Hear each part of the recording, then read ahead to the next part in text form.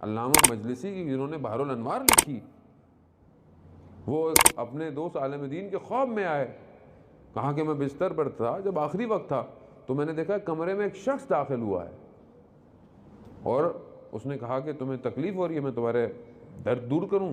ذرا انسان جب مرتا ہے عزیزان محترم، جب انسان مر رہا ہوتا ہے تو اس کی جو روح کی بدن کی تکلیفوں سے بیان نہیں کیا جا سکتا۔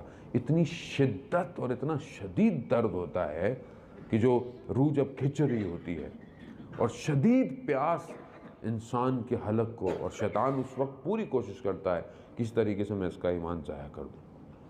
علامہ مجلسی کہتے ہیں کہ وہ آیا تو میں نے کہا تو اس نے میرے پاؤں پر ہاتھ رکھا تو میری درد ٹھیک ہو گیا، پھر اس نے اوپر تک لایا تو درد میرا ٹھیک ہوتا ہوتا ہوتا ہوتا سینے تک آ گیا، سینے تک تو اس نے یہاں تک آیا تو میں نے کہا کہ میرے ساتھ، اس نے کہا کہ میرے ساتھ چلو گے؟ میں نے کہا ہاں، تم نے میرے درد کو آرام کر دیا ہے، میں تمہارے ساتھ۔ کہتا اس نے یہاں تک اٹھایا تو میں ایک دم الگ ہو گیا، میں یہ سمجھ نہیں پایا کہ یہ جو کھڑا ہوا تھا یہ میں ہوں، یہ جو لیٹا ہوا ہے یہ میں ہوں، نہیں پتا۔ کہا پھر رونا دھونا، اور پھر مجھے قبرستان میں لے کر دفنا رہے ہیں، اور میں منع کر رہا ہوں، چیخ رہا ہوں کہ مجھے کیوں دفنا رہے ہو، مگر مجھے دفنا کے چلے گئے۔ وہ کہتے ہیں کہ پھر میں نے دیکھا کہ 2 ملائکہ آئے اور انہوں نے کہا کہ ہمارے لیے کیا ہے تمہارے پاس؟ علامہ مجلسی کیا ہے علامہ مجلسی کا بحر الانوار، 110 جلدیں، اتنے درس، اتنی تدریسیں۔ تو انہوں نے کہا کہ نہیں، ہمارے لیے کیا ہے؟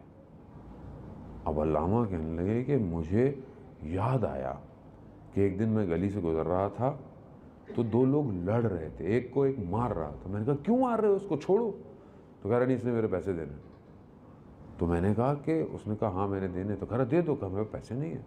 تو اس نے کہا تم اس کو چھوڑ دو، درگزر کرو۔ کہتا نہیں میں نہیں چھوڑوں گا، میں ماروں گا۔ تو کہہ رہا میں نے وہاں پہ کہا کہ اچھا تم اس کو چھوڑ دو، اس کے پیسے میں تمہیں دے دیتا ہوں۔ کہتے یہ بات مجھے یاد آئی تو میں نے ان کو کہا کہ یہ، کہاں ٹھیک ہے، ہمارے لیے یہی کافی ہے۔ عزیزانہ محترمین، ہمیں نہیں پتا وہ راستہ، اس راستے پر کون سی جو علماء ہیں ان کا مقام، ان کا امتحان، ان کے مراتب ان سے بالکل ڈیفرنٹ ہیں، لیکن میرا اور آپ کا بھی معاملہ ہے۔ بہرحال میں اور آپ غافل تو نہیں ہیں کہ ہمارے لیے حساب کتاب نہیں ہے۔ وہ الگ بات ہے کہ ظاہر امام حسین کے پاؤں کی خاک جس کے اوپر پڑی ہو وہ جہنم میں نہیں جائے گا۔ یہ میرا کمال نہیں ہے کہ آپ بولیں کہ میں خوش ہوں، نہیں، یہ امام حسین کا کمال ہے، یہ امام حسین کا کمال ہے کہ امام حسین مجھے اس قابل بنا رہے ہیں۔ واقعہ مشہور ہے کہ شخص بیٹھا ہوا تھا اور ڈاکے ڈالتا تھا کاروانوں کے لیے، آنکھ لگ گئی، دیکھا دور سے کاروان آ رہا ہے، آنکھ لگ گئی، دیکھتا ہے تو گھسیٹ کے لے کے جا رہا ہے جہنم کی طرف، تو آواز آئی چھوڑ دو اسے جنت کی طرف لے جاؤ۔ کہا کیوں، اس کا تو عمل ہی صحیح نہیں تھا۔ کہا نہیں، اس کے بدن پہ ظاہر امام حسین کی خاک ہے، جب تک یہ خاک ہے یہ جہنم میں نہیں جا سکتا۔ یہ کرم ہے امام حسین کا۔ آگے مجھے خود شرمندگی ہونی چاہیے کہ میں کوئی ایسا کام نہ کروں کہ امام حسین کے سامنے کھڑا ہوں گا کہ میں کیا کہوں گا امام حسین سے،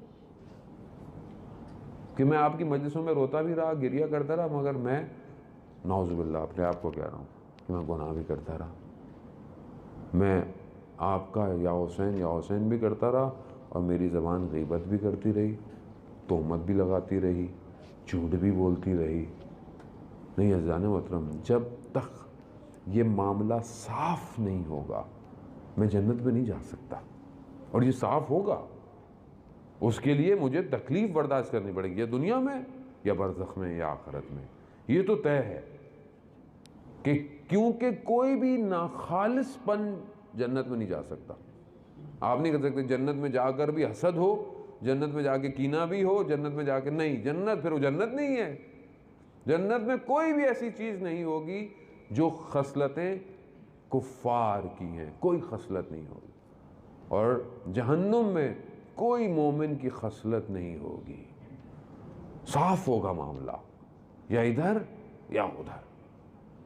اسی صفائی کے لیے تو اسی چیزوں کو جدا کرنے کے لیے تو رسول خدا جب آئے تو اپنے ساتھ اس پیغامات کو لے کر آئے تاکہ معاملہ جدا ہو، اور ابھی بھی یہ معاملے نے جدا ہونا ہے، ابھی بھی سب مکس ہو گیا ہے نا، ابھی کسی کو نہیں پتا، اتنا مکس ہو گیا ہے کہ حق اور باطل ایک ہی لگ رہا ہے۔